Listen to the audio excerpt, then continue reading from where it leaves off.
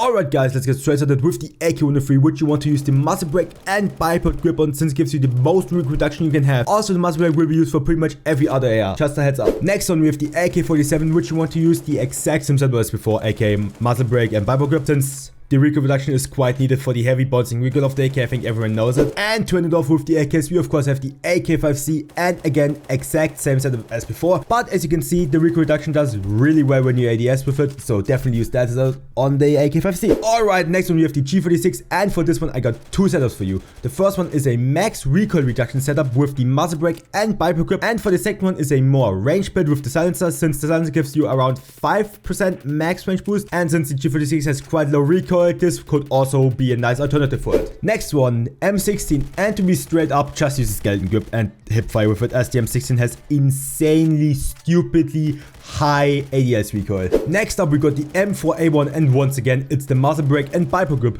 But if you think about using the skeleton grip, be prepared for a world of recoil hell. Farmers next, and like typical, it's again the muzzle brake and BIPOD grip for the best stabilization, as you can't really put a scope on the farmers and you really want all that stabilization you can get for that really little iron sight. Alright, next one we have the Galil, and this is quite an interesting gun, as you can use both the BIPOD grip or skeleton grip with it, as it depends on your playstyle, if you rather go for a ranged or a CQB build with it. Next, with the M13, you definitely want to go max recoil reduction setup with it, since the hip fire is quite bad regardless, and with that setup the ADS recoil is actually really solid and only goes up a little before stabilizing completely. Here we have a little outlier with the Type 95. You want to go angle grip and muzzle brake for the most balanced recoil reduction from the grips out, as you most likely be doing hip firing it and ADSing the most with the 3-round burst rifle. Next we have the AUG, and to be honest, use the max recoil reduction setup, as the 5% reduction from the skeleton grip you get really doesn't do much for the hip fire at all, so yeah. Alright, now we go to the